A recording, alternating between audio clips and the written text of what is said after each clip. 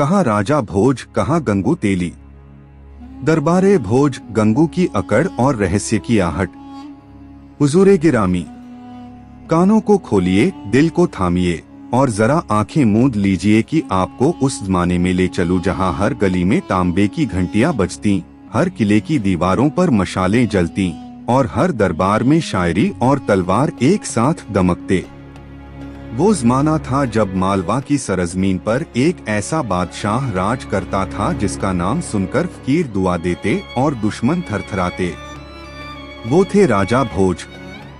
लोग कहते, भोज की रियासत में न इंसाफ भूखा सोता है, न जालिम चैन से। दरबार में संगमरमर के फर्श, सोने की जड़ाई वाले खंभे और छत से झूलते हजारों दियों की रोशनी में महफिलें सजती।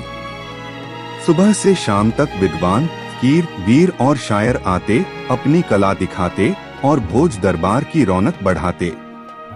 राजा भोज की सबसे बड़ी पहचान थी उनकी इनायत और अक्ल। वो कहते, तलवार से ज्यादा तेज अगर कुछ है तो वो इंसान का दिमाग है। मगर हुजूर, हर रियासत में एक ऐसा किरदार भी होता है जो न राजा है न फकीर, लेकिन शोर इतना मचाता है कि महफिल उसी की बातें करने लगती है। और भोज की रियासत में यह किरदार था गंगू तेली। गंगू नाम तो मामूली तेल बेचने वाला, मगर अकड़ ऐसी जैसे खुदा ने उसे जमीन आसमान की चाबी दे दी हो। कपड़े तो साधारण, मगर कमर में हमेशा एक रेशमी पटका बांधता, सिर पर तुड़ी मुड़ी पगड़ी और तेल की चमक से सना चेहरा। जहां बैठता लोगों से कहता, अरे भैया सोचो तो, राजा भोज भी तो रोटी खाता है, मैं भी। सांस लेता है, मैं भी। सोता है, मैं भी। फिर फर्क क्या? अगर वो राजा है तो मैं भी उससे कम नहीं। गली कूचे में लोग उसकी बात सुनकर ठहाके लगाते, मगर गंगू अपनी अकड़ में कहता, हंसो हंसो, एक दिन देखना भोज मुझे दरबार में बुलाएगा और मैं उसके बगल में बैठूंगा। जनाब, बात ही बात में उसकी ये बकवास दरबार तक पहुंच गई। नवरतों ने राजा भोज से कहा, हुजूर, ये गंगू तेली अब हर जगह आपका नाम लेकर अपनी बराबरी करता है। लोग मजाक में हंसते हैं, मगर कहीं यह उसकी अकड़ लोगों को भरमाने न लगे। राजा भोज ने हल्की मुस्कान के साथ कहा, अकड़ अगर जुबान तक है तो हंसी में उड़ जाएगी, मगर अगर दिल में उतर गई तो सबक सिखाना जरूरी है। कल का दरबार गंगू के नाम होगा। देखना उसकी अकड़ कैसे खुद ब खुद पिघलती है। अगले दिन हुजूर, सुबह सुबह गंगू को शाही फरमान मिला, राजा भोज तुम्हें अपने खास दरबार में बुलाते हैं, तैयार होकर आओ। गंगू का सीना गर्व से फूल गया। देखा, मैंने कहा था ना। अब भोज समझ गया कि गंगू तेली कोई मामूली नहीं। वो नहा धोकर, बालों में तेल की मोटी परत चढ़ाकर, चमकीली धोती और पुरानी मगर चमकाई हुई जूती पहनकर निकला। 2-3 नौकर उसके पीछे, हाथ में छोटे छोटे उपहार, तिल का तेल, कुछ सिक्के और एक टूटी सी इत्र की शीशी लेकर चल पड़े। गंगू बार बार कहता, भोज भी देखेगा, गंगू तेली किसी से कम नहीं। आज से मैं भी दरबार का आदमी। दरबार पहुंचा तो देखा, संगमरमर का फर्श, सोने के खंभे और बीच में एक बड़ा सा संदूक रखा हुआ, जिस पर 3 ताले लगे थे। राजा भोज अपने सिंहासन पर बैठे, चारों ओर नवरत्न और दरबारी और सैकड़ों लोग तमाशबीन। भोज ने गहरी नजर से गंगू की ओर देखा और कहा, गंगू, आज तुझे अपनी अकड़ साबित करने का मौका मिलेगा। इस संदूक का राज जो खोलेगा वही दरबार का सरदार बनेगा। अगर तू सच में सोचता है कि राजा भोज और गंगू तेली एक हैं, तो आगे बढ़ और साबित कर। गंगू ने अकड़ते हुए ठहाका लगाया, हुजूर, ये तो बच्चों का खेल है। देखते जाइए गंगू तेली आज दरबार में कैसे कमाल दिखाता है। वो संदूक की ओर बढ़ा, मगर हुजूर, जैसे ही उसने ताले को हाथ लगाया, पूरे दरबार की रोशनी बुझ गई। दीपक, मशालें, सब एकदम से बुझ गए। चारों तरफ अंधेरा, सिर्फ एक ठंडी हवा और कानों में गूंजती फुसफुसाहट। जिसने लालच किया, उसका अंजाम बुरा हुआ। लोग सिहर उठे। राजा भोज शांत बैठे, मगर आंखों में एक चमक थी। और गंगू तेली, उसके माथे से पसीना टपकने लगा। यहीं हुजूर से असली दास्तान शुरू होती है। अगले हिस्से में सुनिए क्या निकला उस रहस्यमय संदूक से, कैसे गंगू की अकड़ हंसी और खौफ दोनों में बदलती है, और कैसे एक बूढ़ा फकीर गंगू को एक खतरनाक चाल में फंसाता है। रहस्य का संदूक, शीशाए हकीकत और गंगू की चाल। हुजूर मेहरबान, महफिल के चिराग फिर जलाइए, दिल थामिए और सुनिए कि कैसे गंगू तेली की अकड़ उस दिन दरबारे भोज में हंसी, खौफ और हैरत में बदल गई। अंधेरे में सारा दरबार खामोश, सिर्फ हवा का सरसराना और एक फुसफुसाहट। जिसने लालच किया, उसका अंजाम बुरा हुआ। गंगू का सीना, जो अभी तक अकड़ से तना था, अब कांपने लगा।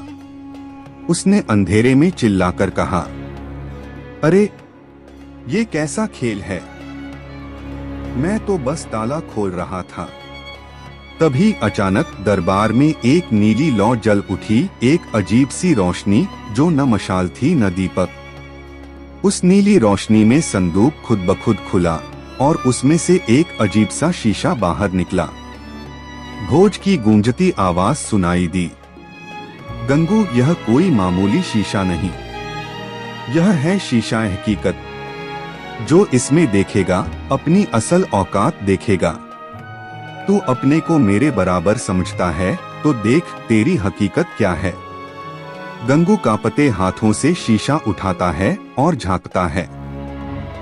और हुजूर, जो नजारा उसने देखा, वह उसकी रूह हिला देने वाला था। वो अपने को राजा के कपड़ों में नहीं, बल्कि फटेहाल, नंगे पांव, भीख मांगते हुए देख रहा था। सिर पर मिट्टी, हाथ में फटी कटोरी, और चारों तरफ लोग उस पर हंस रहे थे।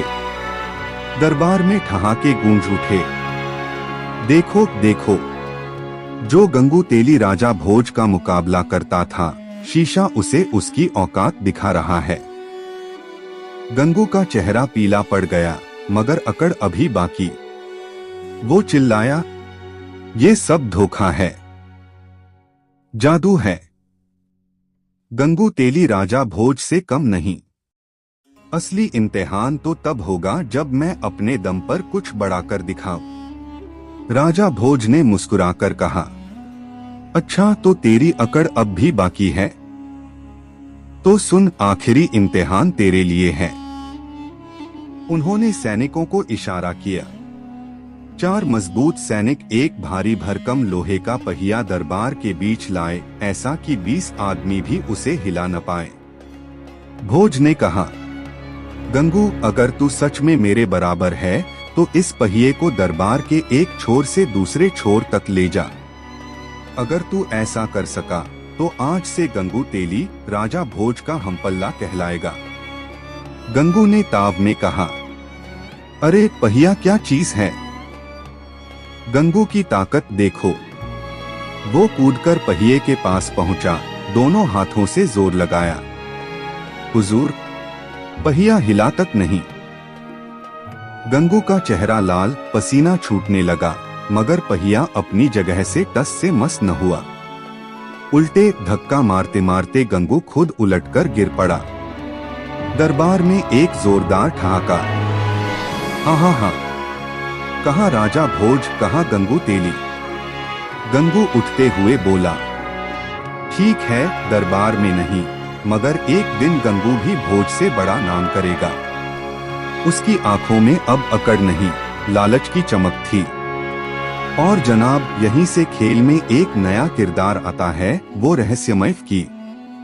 उस रात जब गंगू अपनी झोपड़ी में लेटा था, दरवाजे पर दस्तक हुई। बाहर निकला तो देखा एक लंबा, दुबला पतला, सफेद दाढ़ी वाला फकीर खड़ा है। आवाज धीमी मगर पैनी। गंगू तेली, अगर तू सच में राजा भोज से ऊपर उठना चाहता है तो मेरे पास तेरे लिए रास्ता है। गंगू चौकन्ना हुआ। कौन हो तुम और क्यों मेरी मदद करना चाहते हो? फकीर बोला, तुझे मदद नहीं मौका दे रहा हूं। एक खजाना है, मालवा की सबसे पुरानी दौलत जो आज तक किसी राजा ने नहीं पाई। जो उसे हासिल कर ले वो भोज से भी बड़ा बन जाएगा। गंगू की आंखें चमक उठीं। खजाना कहाँ है? फकीर ने एक पुराना नक्शा निकाला, पीले कागज पर अजीब निशान और एक लाल धब्बा। आधी रात को इस नक्शे के मुताबिक जंगल के बीच वाले कुएं तक जाना, वहां उतरना और खजाना तेरे हाथ होगा। मगर याद रख, जिसकी नीयत साफ न हो वो वहां से लौट नहीं पाता। गंगू हंसकर बोला, अरे बाबा, गंगू तेली की नीयत से बढ़कर क्या? खजाना मेरा होगा। हुजूर, उसी रात आधी रात को काली हवा और टूटते तारों के साए में गंगू नक्शा लेकर जंगल की ओर निकल पड़ा। दूर दूर तक सन्नाटा और हर पेड़ जैसे फुसफुसा रहा हो। लालच का अंजाम बुरा होता है। और यहीं से शुरू होती है इस दास्तान की सबसे खतरनाक और हैरान कर देने वाली रात। जंगल का खजाना, मौत का साया और भोज का सबक। हुजूरे मेहरबान। रात काली, चांद बादलों में छुपा और हवा में सर्द सरसराहट। दूर दूर तक सिर्फ उल्लू की आवाज और पेड़ों की शाखें जैसे कोई अनसुना राज फुसफुसा रही हो। यही वो रात थी जब गंगू तेली, अकड़ का बेताज बादशाह, खजाने की तलाश में जंगल में दाखिल हुआ। उसके हाथ में पुराना नक्शा और साथ में वह फकीर, लंबा दुबला, आंखें चमकती जैसे अंधेरे में दो अंगारे।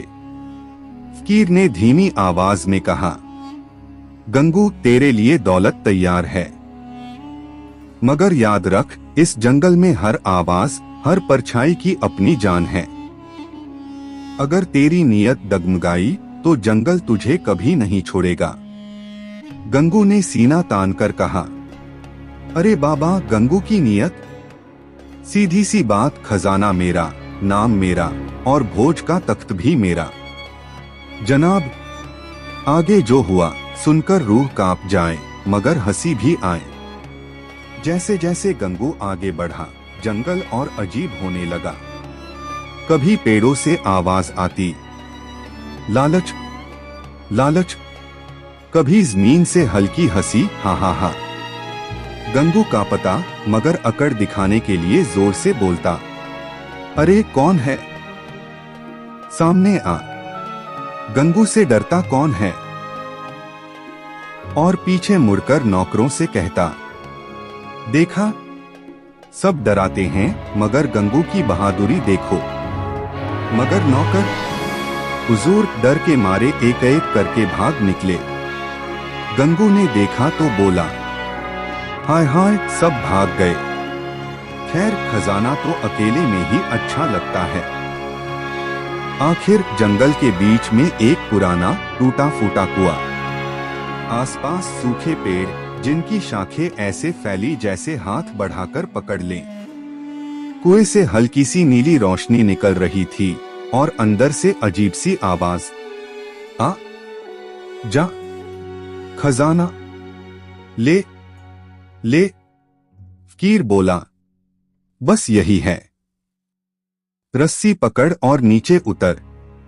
नीचे पहुंचकर तुझे सोने चांदी के ढेर, हीरे मोती मिलेंगे। मगर एक बात याद रख, जो भी आवाज सुने जवाब न देना, वरना लौटना मुश्किल होगा। गंगू हंसते हुए बोला, अरे बाबा, खजाना लेकर गंगू लौटेगा राजा बनकर। आवाजें चाहे गाए या रोए, गंगू को कोई नहीं रोक सकता। हुजूर। गंगू रस्सी पकड़कर नीचे उतरने लगा। जैसे जैसे नीचे गया, कुएं की दीवारें बदलने लगी, कभी शीशे जैसी, कभी काली स्याही जैसी, और कानों में आवाजें। लालच की आग में जो उतरा, कभी ऊपर न चढ़ा। सोना चाहिए? तो जान की कीमत चुकानी होगी। गंगू डर से कांपता, मगर अपने आप से कहता, गंगू तेली डरता नहीं, खजाना मेरा होगा। नीचे पहुंचते ही हुजूर नजारा बदल गया। एक बड़ा सा हॉल जिसकी दीवारें सोने की और बीच में सोने चांदी के ढेर, हीरे मोती की नदियां। गंगू की आंखें चमक उठीं। वाह, अब गंगू राजा क्या बादशाह बनेगा। वो झपटकर खजाना बटोरने लगा, मगर तभी हॉल के कोनों से काली परछाइयां उठीं। लंबे हाथ, बिना चेहरा, सिर्फ आंखें जो लाल आग जैसी चमक रही थीं। एक आवाज गूंजी, जिसने नियत में लालच रखा वो अब यहाँ का कैदी है, हमेशा के लिए। गंगू चीखा, बचाओ राजा भोज, बचाओ। और हुजूर जैसे किस्मत ने सुन लिया हो, ऊपर से रस्सी गिरी। राजा भोज खुद कुएं के किनारे खड़े थे, हाथ में मशाल, चेहरा सख्त मगर आंखों में रहें। भोज ने कहा, गंगू अकड़ में तू यहाँ तक आया, अब जान बचानी है तो रस्सी पकड़, वरना खजाना भी जाएगा और जान भी। गंगू ने रोते रोते रस्सी पकड़ी। जैसे ही ऊपर खींचा गया, सारा हॉल, खजाना और परछाइयां एक धमाके के साथ गायब हो गईं। कुआं फिर सूखा और अंधेरा हो गया। ऊपर आने के बाद गंगू फर्श पर गिर पड़ा। चेहरा पीला, आंखों में आंसू, अकड़ गायब। राजा भोज ने कहा, तो गंगू बता, क्या अब भी सोचता है कि भोज और गंगू एक हैं? गंगू ने हाथ जोड़कर कहा, हुजूर आज समझ आया, राजा भोज बनने के लिए ताज नहीं, दिल, अक्ल और साफ नियत चाहिए। गंगू तेली वही अच्छा जो अपनी औकात पहचाने। दरबार में ठहाका गूंजा। हाँ हाँ हाँ, कहा राजा भोज, कहा गंगू तेली। और यहीं से यह कहावत बनी जो आज तक जिंदा है, कहा राजा भोज, कहा गंगू तेली। नसीहत, दास्तान गो की तान। हुजूर यह किस्सा हंसी का है मगर सबक भी देता है।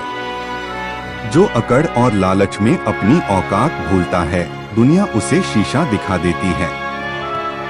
और यही वजह है कि लोग आज भी महफिलों में कहते हैं, कहा राजा भोज, कहा गंगू तेली।